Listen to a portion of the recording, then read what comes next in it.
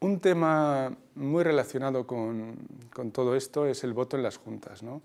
La propiedad activa implica dialogar con las empresas, tratar de cambiar sus comportamientos, pero también la participación en juntas es muy importante y temas muchas veces más relacionados con el buen gobierno, que ya sabéis es una parte de todo lo que es la inversión socialmente responsable, que son las tres partes, ¿no?, de buen gobierno, criterios sociales y criterios medioambientales, ¿no? Pero son temas de buen gobierno que influyen a la sostenibilidad de la empresa en el largo plazo, ¿no? Ahí, por ejemplo, vemos el informe sobre la política retributiva del Consejo. Bueno, pues este informe se tiene que someter en un punto separado del orden del día. Está regulado por ley. Al principio era una recomendación, pero como la recomendación no tenía mucho seguimiento, acabó siendo regulado y obligatorio. Bueno, este informe es importante, porque aquí votamos lo que es la retribución de los consejeros, ¿no? Entonces, las diferencias han crecido mucho a lo largo de los años, han llegado incluso a 100 veces, 100 veces el salario medio, ¿no? Por ejemplo, en las empresas del IBEX, la media con respecto al salario medio, según el último informe que publicamos, con datos de 2016, pues eran 123 veces el salario medio de un trabajador mediano, del salario mediano de un trabajador del IBEX 35, ¿no? Entonces, bueno, estas cuestiones pues, son importantes porque esto se vota en la Junta de Accionistas, ¿no?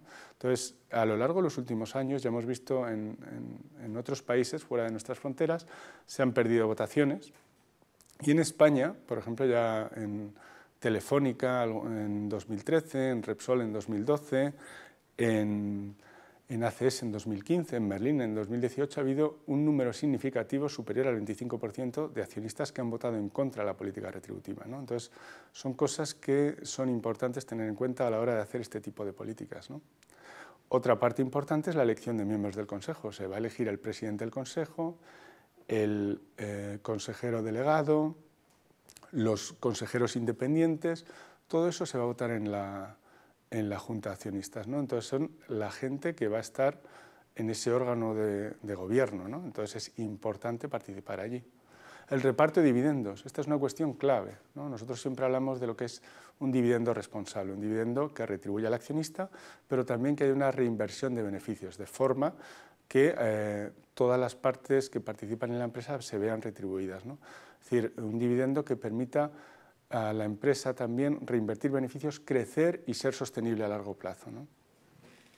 Y también se votan pues, normas de buen gobierno, tanto en los estatutos sociales como en el reglamento de la Junta, como en el reglamento del Consejo, son medidas importantes, ¿no?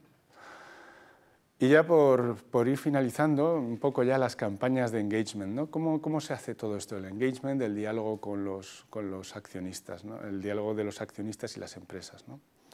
Pues ahí veis que tenéis lo que es un engagement colaborativo versus lo que sería un engagement individual, ¿no?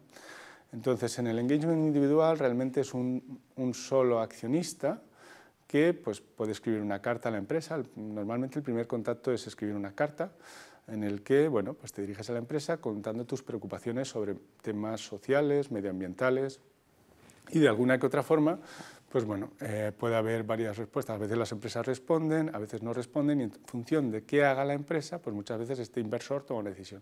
Cuando responden favorablemente, el inversor aparca su preocupación y sigue invertido en la empresa, ¿no? Si la respuesta no es favorable o la respuesta o no se da ni respuesta, pues puede ya decidir si ampliar y hacer un engagement colaborativo con otros inversores o desinvertir de la empresa, ¿no? Sin embargo, el engagement colaborativo es más interesante porque, claro, permite aunar una masa crítica mucho mayor. Entonces, cuando no es lo mismo que vaya un inversor pequeñito que tiene a lo mejor menos del 1%, que vayan varios inversores que representan el 5, el 10, el 15 o el 20% incluso de la empresa, ¿no? Porque la disposición de la empresa a hablar es mucho mayor, ¿no? Entonces, ese es el engagement colaborativo y es el engagement que se promueve en este tipo de redes, como la iniciativa Principios de Inversión Responsable de Naciones Unidas, ¿no?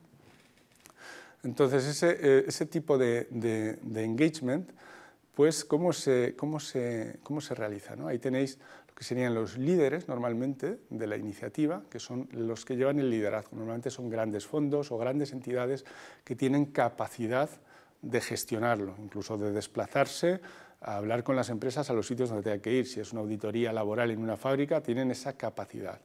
Y luego están los signatarios. Los signatarios son gente que apoya esa campaña con su firma, con sus acciones, pero no participan directamente, ya que son los líderes los que llevan a cabo la campaña, ¿no? El tipo de temas que se tratan normalmente pues son de buen gobierno, como hemos visto antes, ¿no? A veces elección de consejeros, retribuciones, pues todo lo que sería la independencia del Consejo, la separación de cargo entre el presidente y el consejero delegado. También habría todo lo que sería el reparto de beneficios, lo que hemos visto antes, el reparto de un dividendo responsable, que no sea excesivo, ¿no? Que no condicione la sostenibilidad a largo plazo en la empresa. Las condiciones laborales, tanto dentro de la empresa como la cadena de suministro, esto es muy importante. Hubo una campaña de Bangladesh, os acordaréis del suceso del Rana Plaza, donde murieron más de 1000 personas. Bueno, pues allí, a partir de ahí, hubo un acuerdo de las organizaciones sindicales con empresas principalmente europeas para mejorar la seguridad de los edificios en Bangladesh, ¿no? Y tratar temas de salud y seguridad laboral. Bueno, pues en 2013 muchos inversores se unieron para apoyar esta iniciativa y promover que más empresas se adhirieran a esta iniciativa, e incluso aquellas empresas que habían hecho una iniciativa paralela vinieran también a esta iniciativa, ¿no? Esta campaña se desarrolló en 2013 y en 2018, una vez acabados esos 5 años, el periodo, se ha renovado la campaña para que vuelvan a firmar todas las empresas que lo hicieron y para todas aquellas que no estaban, que se adhieran lo antes posible, ¿no? Ese es el objetivo, ¿no? Pero es una campaña, ahora ya en 2018, otra vez en desarrollo para los próximos 3 años, ¿no? Luego tenéis otro de los temas habituales, que es el cambio climático, ¿no? Y esto muchas veces es demandar tanto a las empresas que vayan mejorando su información sobre todos sus diferentes etapas, sus diferentes fases, ¿no? De contaminación en todo lo que serían los informes, ¿no? Que dan pues tanto la contaminación directa que genera la empresa como la indirecta, ¿no? Esto es muy importante, por ejemplo, en el sector financiero. En el sector financiero pues tienes a lo mejor que el propio sector no es tan contaminante, pero sí los proyectos que financian, ¿no? Entonces, pues muchas veces se les demanda este tipo de información y de mejora en los procesos, ¿no? También de cambio climático, pues muchas veces se habla con gobiernos, se promueve que se cumpla el Acuerdo de París, que se establezcan los plazos adecuados para ir avanzando en este sentido, ¿no? Y desde las organizaciones sindicales siempre hablamos de lo que es la transición justa, ¿no? Que sería un poco todo lo que es la generación de empleos verdes, la transición de empresas de la economía marrón a la economía verde en un proceso que permita transitar tanto a las empresas como a los trabajadores y trabajadoras hacia este tipo de nuevos empleos verdes, ¿no? Iniciativas, como ya os he comentado, pues tenéis yo creo que la iniciativa fundamental es la iniciativa Principios de Inversión Responsable de Naciones Unidas, en las que, como he dicho antes, pues están lo que serían propietarios de activos, fondos de pensiones y fondos de inversión, principalmente fondos de pensiones. También estarían lo que serían ya consultores y también lo que son gestores de activos, ¿no? Entidades gestoras. Otra iniciativa fundamental es el Comité sobre el Capital de los Trabajadores, que lo veis ahí como CWC. Es un comité creado por la Confederación Sindical Internacional, que serían todas las personas relacionadas con el ahorro de los trabajadores y trabajadoras para lo que es la jubilación, ¿no? Entonces ahí bueno, pues son campañas de fondos de pensiones en los que se trata normalmente de que los intereses de los trabajadores y trabajadoras se tengan en cuenta a la hora de diseñar las políticas de inversión, las campañas, etcétera, ¿no?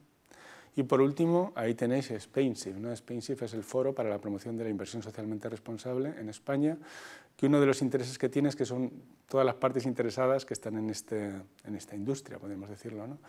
Desde las gestoras de activos, las entidades financieras, las ONGs, las universidades y los sindicatos, por ejemplo, ¿no? Entonces, la riqueza que tiene esta organización es que cuando se llega a un punto de acuerdo, un punto en común, pues tiene mucha fuerza porque puede salir adelante, ¿no?